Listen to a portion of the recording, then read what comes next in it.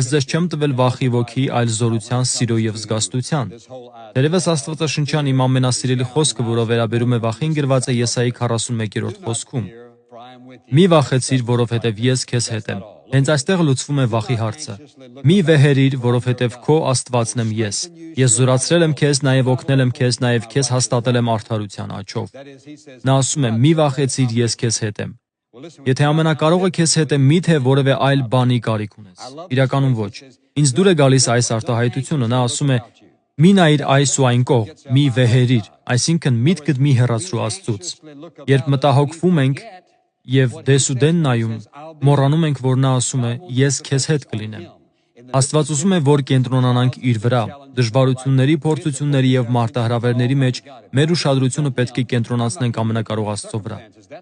Եթե իմ ուշադրությունը կենտրոնացած է նրա վրա, ապա ես չեմ նայի հանգամանքներին։ Դա է պատճառը, որ նա ասաց. մի վեհերիր, ուշադրությունդ պահիր ամենակարող Աստծո վրա։ Այժմ ուզում եմ նկատենք հետևյալը. Աստված տալիս է հատուկ հրահանգներ։ Երբ վարվում ենք նրա ճանապարհներով, նա տալիս է հատուկ հրահանգներ։ Աստված ընդհանրական բաներ չի ասում։ Նա չի ասում քեզ լավ պահիր կամ պարզապես գնա դպրոց։ Եթե Աստծուն հարցնես, նա ցույց կտա, թե որ դպրոց գնաս։ Նա ցույց կտա, թե ինչպես լուծել ֆինանսական հարցերը։ Նա կասի, թե ինչպես վարվել աշխատողներիդ հետ։ Նա կասի, թե ինչպես վարվել ընտանիքում։ Աստված առանձնահատուկ ցուցումներ է տալիս։ Նա ընդհանրական բաներ չի ասում։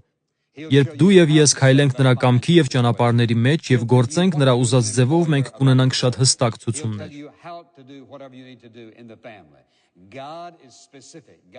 Ինչ է ասվում. Տիրոջն ապավինիր քո բոլոր սրտով և քո հասկացողությանը մի վստահիր։ Քո բոլոր ճանապարհներում ճանաչիր նրան և նա կուղղի քո ճանապարհները։ Նա ասաց. իմաստուն կանեմ քեզ և կսովորեցնեմ քեզ այն ճանապարհը, որ նրանում պիտի գնաս։ Կխրատեմ քեզ, իմ աչքը քեզ վրա կլինի։ Այսինքն, մենք կարող ենք վստահել Աստծուն, որ նա շատ հստակ ուղղություն կտա մեզ։